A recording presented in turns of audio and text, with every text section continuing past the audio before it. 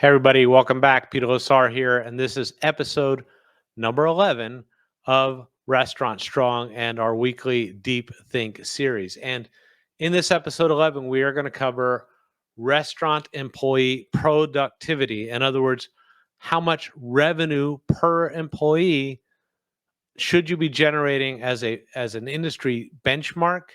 And if you are not generating that level or greater, or would like to set new goals for yourself in terms of revenue per employee, because that's what leads to more efficient income generation, then what sort of actions could you be taking today to move in that right direction based on the practices of industry leaders? And this is a vital metric. And as reference, I remind you how often we cite in this industry the metric of revenue per square foot. And ironically, we don't mention revenue per employee that often, even though our labor costs are a multiple of our real estate costs typically, right? Therefore, when you can fix and improve on your revenue per employee, you have a much better opportunity to make material improvements in the efficiency of your income generation as a result, okay, as compared to revenue per square foot. Both are important. One is just more important, okay? Now, I want to get started. We're going to dig deep into some data, and then we're going to show you how to move forward from there. If you like this video, if you like this channel, please subscribe. Please like the video. That helps with the algorithms on YouTube. In a very short period of time, we've gotten to over 1,000 subscribers. I want to keep going because my mission is to help restaurants, help restaurant owners, help restaurant managers and chefs to move forward with the businesses that they own and or operate. And I'm here to support you, and I please ask for your subscription support in return. Now, let's jump right in to some data. This chart is something I call the Restaurant Employee Productivity Trend Analysis. It's something that I have come up with, and I have taken this trend analysis from data that I obtained at both the Federal Reserve and the U.S. Census Bureau, okay? And in the upper dark blue line, you will see the number of employees that worked in the restaurant industry in the United States on the left as of January 2020, meaning pre-COVID, and on the right as of May 2022, which is the last available month of data. And what you will note is that we had a little more than 12 million employees working in the sector pre-COVID, and we have a little less than 12 million employees working in the sector post-COVID. After a huge roller coaster ride, we have largely come back, but we're still about 5% under our pre-COVID levels. Now, that's interesting, but it really is here to support the data below, which is reflected in this light blue line. Our revenue or sales per employee over that same period of time has increased from about $4,500 per employee per month to about almost $6,800 per employee per month as of May 2022. And when you do the math properly, that's about a 51% increase in what I'm calling theoretical productivity over the last roughly 2.5 years when we have lost employees, okay? Why do I say theoretical? Well, because, excuse me, we have had compounded inflation during that same period of time of roughly 16%. When you back out the inflation, the increase in revenue per employee that really reflects an increase in productivity per employee still went up about 35%. That level of increase in productivity per employee over a 2.5 year period is very, very high. It's an unusual increase when you look sort of deep into history. And part of that increase is driven by the reality that we were probably all a little bit overweight in our staffing pre-COVID, and the crisis forced us to become highly efficient, right? And it forced us to use our native ingenuity and creativity to solve the problem of a reversal of our incomes, right? And to figure out ways to re-engineer and re-engineer and re-engineer processes to be able to get a lot more revenue production per employee than we used to be able to get, right? So congratulations to you if that is your case, because it's not an achievement that should be ignored, right? But there's a lesson here, and the lesson is that actually businesses get a lot stronger as they drive more revenue per employee, because it is simply one of the most efficient ways to drive more income per dollar of revenue in your business to your bottom line. Okay. Now, I want to dig into the lessons that our leaders have learned around how to optimize revenue per employee over time. But right before we do that, I want to make a special note, and that is if your revenue per employee is at benchmark, roughly $6,800 per employee per month, or lower than benchmark, it is likely a sign that your net margins are not attractive, or they're marginal, right? Or they're underperforming by quite a bit where they could be performing, meaning you're working hard for not enough income based on your potential, right? And so using revenue per employee as an easy barometer, right, which you calculate basically by taking your total revenue in a given period divided by the number of employees divided by the number of periods. And so if it's a year, you have 12 periods. So you take the annual revenue divided by the average number of total employees you had during that period, and you divide that by 12, right? If you just want to do it by month, you take the revenue in that month, you divide by the number of employees you had that month, and you get that same monthly number. Now, we all understand that the number of employees can vary based on how many hours an average employee is working and so forth. So what you want to do is you just want to use this as a trend analysis, not as a high precision tool, because there can be some variance between how many average hours the average employee worked on a given month, etc. Okay.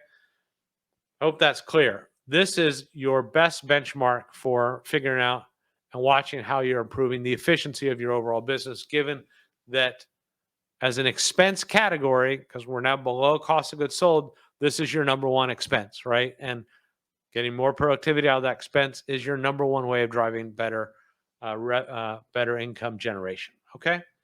We're going to look at 5 different brands, and we're going to look at what has been behind their own revenue per employee numbers. And we're going to talk about what that means in terms of things you could be thinking about in your own business. So there's an arrow to the left. In this slide, we're talking about Starbucks. In the next slide, we're talking about McDonald's, and so forth and so on. And at the bottom of each of these slides is a note that reflects the restaurant that we're talking about on that particular slide. Okay. So Starbucks, weirdly, okay, has lower revenue per employee than our industry average, about $5,600. So my first question, as I had to think about this, was why does Starbucks do so well, right, when in terms of its income generation and its ability to scale and so forth, when it has an underperforming revenue per employee, right? And of course, the answer is very simple. It's that Starbucks has unusually high gross margins because their cost of goods sold are unusually low, right? Being a beverage-led business, they have very strong gross margins, period. Okay. And even their food business is an attractive business in terms of gross margins because they're manufacturing in large quantities pre-cooked, pre-packaged food that is basically stuck in a convection oven or just pulled out of the display and served to you. And those high production facilities are able to consolidate massive quantities of purchasing of ingredients, and they're able to drive efficiency in the cost of food not just in the cost of beverage as a result. Okay. You cannot generally do well in terms of your income generation, your net income generation, with a revenue per employee number like Starbucks has, unless you have very high gross margins. Okay.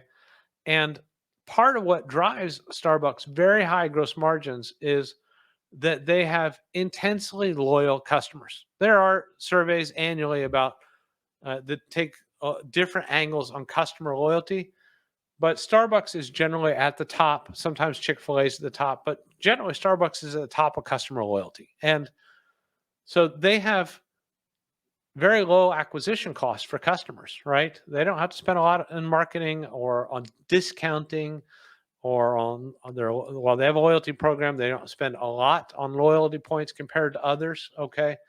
And the result is that not only do they have high gross margins, but they also have lower expenses below the gross margin line that leaves a little more wiggle room to be able to afford high touch points, right? So what I mean by that, if you go to a McDonald's, you generally these days are ordering a kiosk. When your food is ready, somebody's calling you and they're handing you a bag. That was your touch point, right? Starbucks has customer touch points that take, while they're not that long, they're much longer than McDonald's. And Starbucks believes that high customer touch points in the QSR segment are really important for their business model of being sort of a best third place to hang out in. And they afford that high touch point model with very high gross margins. So you cannot afford a high touch point model, which you might have. In fact, it might even be higher touch points than Starbucks with the cost of the revenue per employee that Starbucks has, period. Okay. You have to think about retooling your business around lower COGS, right? Higher gross margins, and find ways to drive more customer loyalty. And if you're confused about that or anything you're going to learn today, reach out. I'm willing to have a call with you to help you to understand some of the engineering that you need to do. Okay. So let's now go to McDonald's. McDonald's has a 36% higher revenue per employee as compared to Starbucks. So all these numbers on the right that you're going to see as we go through each slide are comparing to Starbucks as a baseline, not to our industry benchmark, because I'm trying to comp the comps, so to speak. Okay. 36% is a huge jump. Okay. Why is that? Well, McDonald's has $3 million revenue per store, while Starbucks only has 800,000, right?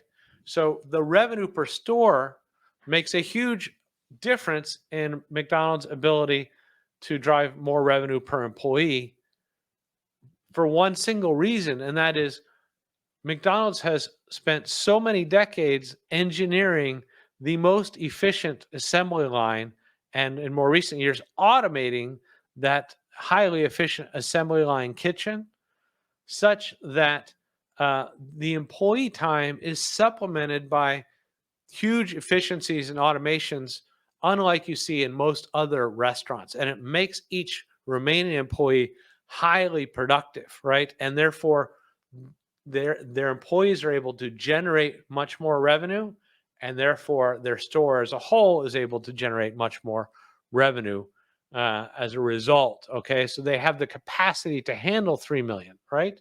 Starbucks, at the standard footprint that it has, doesn't have the capacity for a $3 million business, right? McDonald's does at the footprint it has, largely because of its highly automated, highly efficient production system in the back of the house. Okay.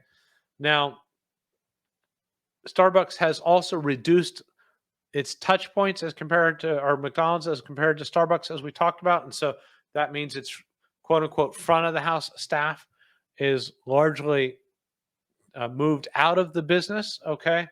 And that also makes it relatively more efficient compared to other types of formats. Okay. So what's happening with Chipotle? Well, Chipotle has about $100 more of revenue per employee than McDonald's does. So it's about 36% higher than Starbucks.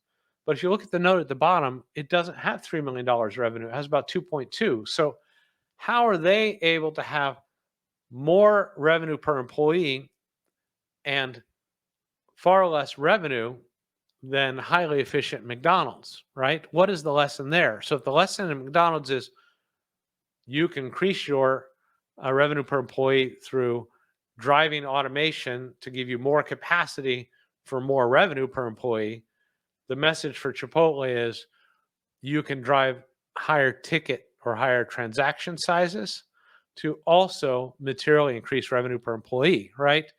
And so the value add to the food that Chipotle makes is greater than the value add of the food that McDonald's makes, right? It is scratch cooking, made there on site, not manufactured, not processed, right? And we all understand that has more value, right?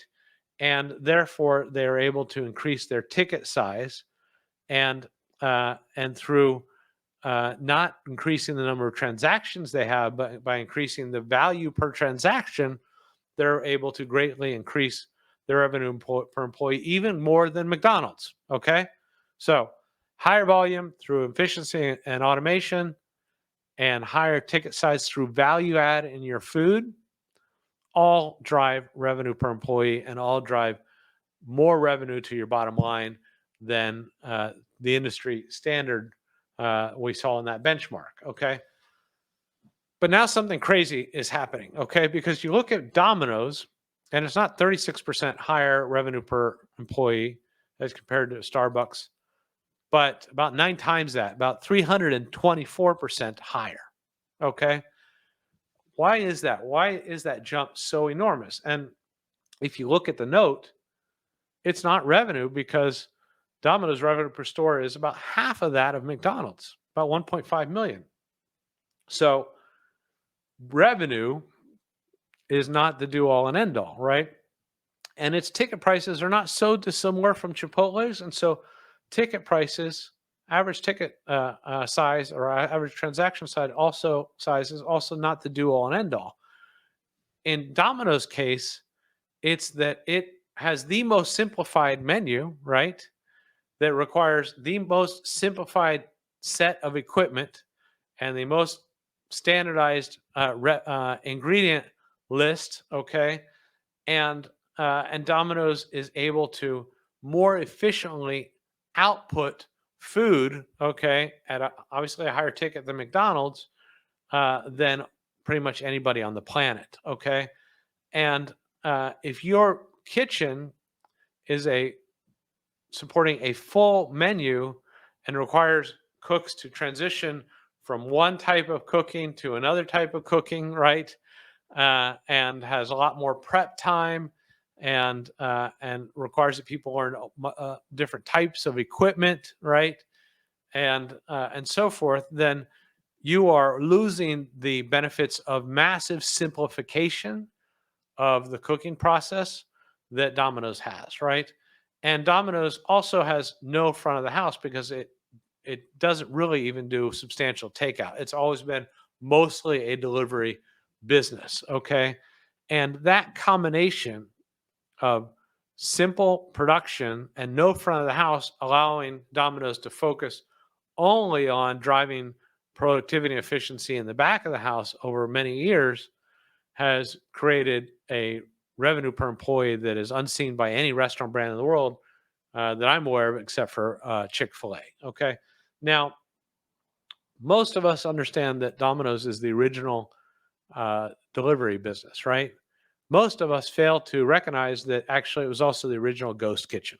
Okay. Long before we ever heard the term ghost kitchen, Domino's has been acting as a ghost kitchen, because it wasn't locating restaurants in restaurant hubs where there are lots of other restaurants and trying to take advantage of pedestrian traffic and creating ambiance. And no, it was, for the most part, always locating its restaurants in areas where drivers could move out quickly into different markets, okay, and was serving really as a virtual or ghost kitchen for the markets in its area, okay. And it's the model that most has helped people to understand the value of ghost kitchens, the potential, financial potential of ghost kitchens. But most restaurants, most independent restaurants have failed to recognize the key lesson behind Domino's, okay, in their ghost kitchen business. So most independent restaurants have come into ghost kitchens with either a relatively full menu or a scaled down but still complex menu, right?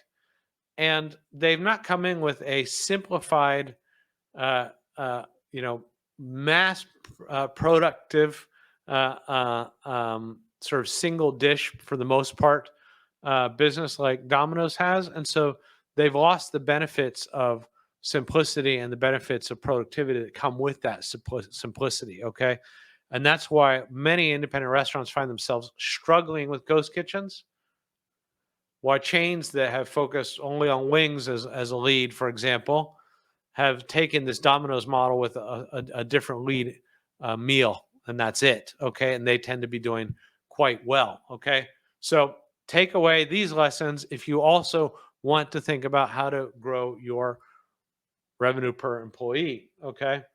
Now let's finally look at Chick-fil-A, because Chick-fil-A has a 371% higher revenue per employee than Starbucks does. And like McDonald's, it has a very high revenue per store. In fact, it's about 50% higher than McDonald's at around $4.4 million per store.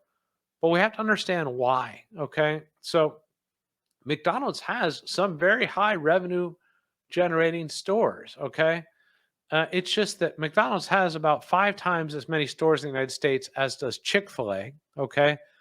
And it is in many different types of markets. While Chick-fil-A's portfolio has concentrated largely on locations that have the highest vehicle traffic. Okay, off ramps off of major thoroughfare, major highways, and other types of thoroughfares, and uh, and uh, and major urban thoroughfares that didn't require off ramps, but like downtown high volume streets. Okay, and it stayed away from some of the lower revenue markets that McDonald's, because of saturation, has had to move into over time. Okay. And by focusing on markets where vehicle traffic was at highest, well, Chick-fil-A began to understand earlier than everybody else that if it became the most optimized drive-through in those markets, right, it will be able to capture the largest percentage of that drive-through traffic as compared to all of its competitors, and that's what it did. Okay, so it's gotten to that 4.4 million because of location science, and by, in their case, optimizing around those locations to capture as much market share as they possibly could, in this case with drive-through. Okay, if you are in a market that is not optimized for traffic flow and you have not optimized your business to capture the largest part of that large traffic flow, right? And you're just sort of operating at the standard of everybody else, like everybody else was doing, okay, then you're going to have lower revenue per employee and you're going to have much lower income margins as a result, and be less satisfied with your business than you might otherwise be. Okay. Now, Chick-fil-A is exactly why so many restaurants, chain restaurants, are investing in optimizing their drive-throughs and investing in stores on the highest vehicle trafficked thoroughfares, because they're trying to catch up to this productivity per employee that Chick-fil-A has to become much more income generative than they are today as a result. Okay. Even Starbucks at $5,600 per employee has been reworking its drive-through business and rethinking its location science to drive revenue per employee higher and higher and higher. Okay, even though they risk some of that touch point business, because they understand that drive-through can still achieve enough touch point, as we've seen in the Chick-fil-A model, to make customers happy.